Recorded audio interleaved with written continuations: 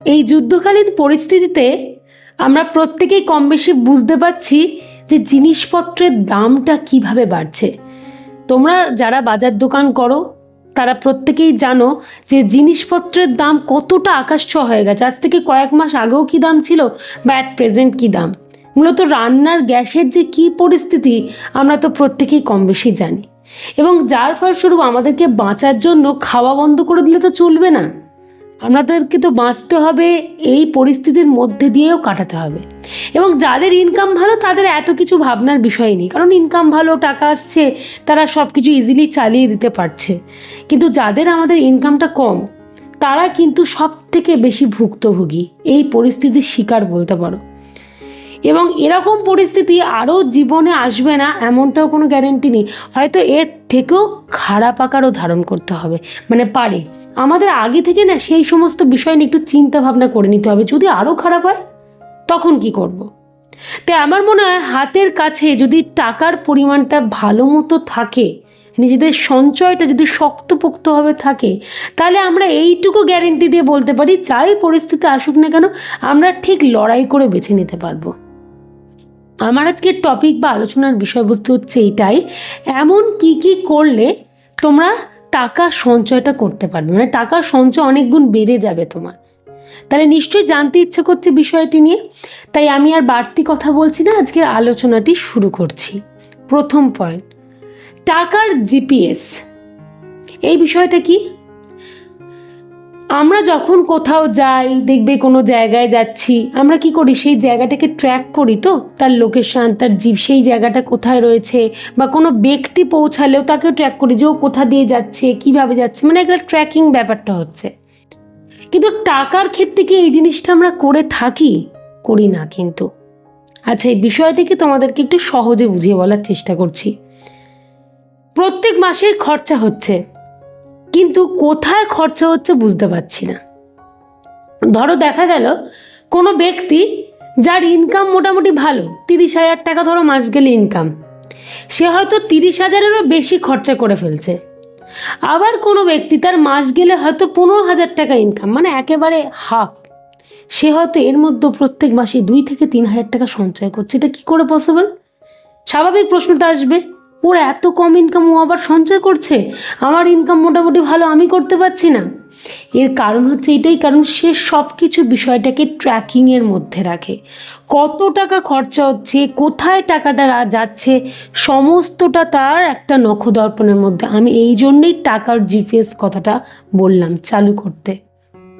আমাদেরকে প্রত্যেকটা খরচাকে আইডেন্টিফাই করতে হবে, সেগুলোকে নোট ডাউন করতে হবে, তাহলে আমরা খরচাটাকেও বাড়তে পারবো, আবার তার সমানভাবে আমরা সঞ্চয়টাকেও কিন্তু বাড়াতে পারবো। যখনই খরচাটাকে বেঁধে দেবো তার মানেই তো সঞ্চয় বাড়ছে, আর সঞ্চয় বাড়া মানে কি, যাই পরিস্থিতি আসুক না কেন তুমি সেখানে লড়াই করতে পারবে। সহজে ক্লিয়ার করতে পারলাম, এইটাই হচ্ছে বিষয়। এবারে দ্বিতীয় পয়েন্টটা নিয়ে আলোচনা করব। ইনকামের পাইপলাইন তৈরি করো। আমরা সবসময় ভাবি যা কাজ করছি এতেই চলে যাচ্ছে, কষ্ট হচ্ছে সংসার চালাতে, কিন্তু ঠিক আছে চলে যাচ্ছে। কিন্তু একবারের জন্য ভাবতে পারি না বা ভাবার চেষ্টাও করি না যে যে পরিমাণে মূল্য বৃদ্ধির দুনিয়া, এই যে টাকাটা ইনকাম করছি এটা কি যথোপযুক্ত?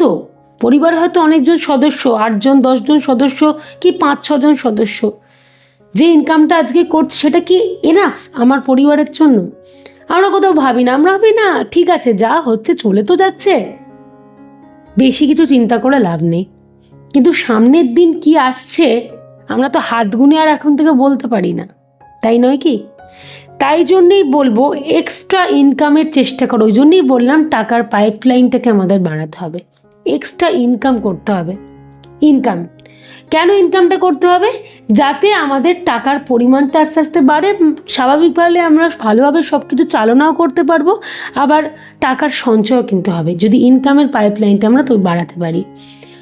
দেখো আমরা অনেক সময় না মোবাইল ফোনে স্ক্রলিং করতে করতে সময় কাটাই, অনেক সময় কাজবাজ থেকে ফিরে এসে দিনের হয়তো 2-3 ঘন্টা এইভাবে বাজেভাবে নষ্ট করে ফেলি। সেগুলো করব না। বাড়ির মানুষদেরকেও বোঝাতে হবে যে না, আমরা চেষ্টা করব হাতে হাত মিলিয়ে কিছু একটা করার। হয়তো 2-3 ঘন্টার কাজ দিলামই না সকলে মিলে, একটু যদি দিই একসাথে মিলে, একটু কিছু পয়সা তো ইনকামটা বাড়ে, সেটা তো আমাদেরই সঞ্চয়, সেটা তো আমরাই লাভবান হচ্ছি। যে কোনো পরিস্থিতি এলে সেখান থেকে আমরা লড়াই করতে পারছি। আমার মনে হয় এর জন্য এইটুকু করা জরুরি, বাঞ্ছনীয়। 3 নম্বর বিষয় 72 আওয়ার্স রুল। এইটা আমরা কখনো ভাবি না। আচ্ছা, কি বিষয়টা তোমাদেরকে সহজে বোঝায়। আমরা অনেক সময় দেখবে বাইরে বেরিয়ে, বা বাইরে বেরোনোর কথা কেন বলছি, মোবাইল ফোন, এখন তো মোবাইল ফোনেরই যুগ, বাইরে না বেরোলেও চলে। এখন অনলাইন পেমেন্ট আছে, মোবাইল ফোনের যুগ, এখন সব কিছু ঘরে বসেই হয়ে থাকে।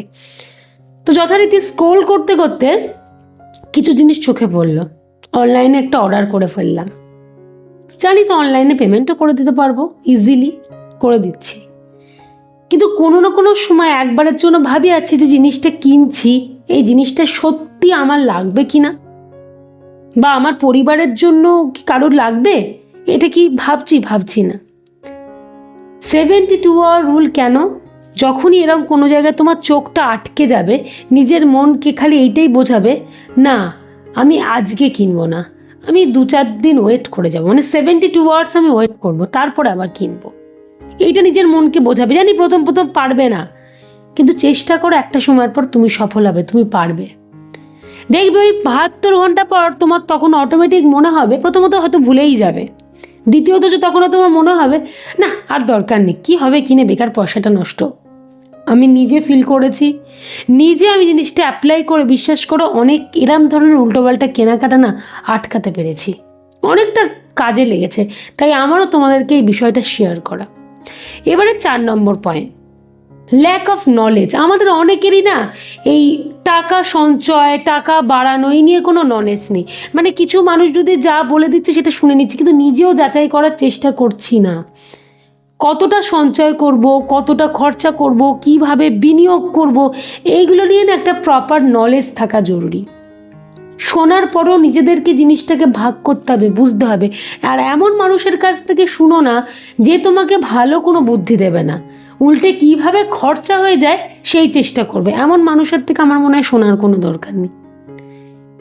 এই প্রত্যেকটা বিষয়কে ঠান্ডা মাথায় রেখে যদি একটু ভাবো, একটু চিন্তা করো এবং এগুলোকে অ্যাপ্লাই করো না, তোমরা বুঝতে পারবে যে কিভাবে টাকার সঞ্চয়টা আস্তে আস্তে তোমার বাড়ছে।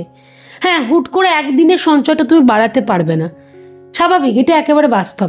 কিন্তু আস্তে আস্তে তুমি বাড়াতে পারবে, সময়ের সাথে সাথে বাড়াতে পারবে, যার ফলস্বরূপ উপকারটা কি হবে, যাই পরিস্থিতি আসুক না কেন তুমি জানো আমার খুঁটিটা শক্ত, যত ঝড়ই আসুক না কেন ভেঙে পড়বে না।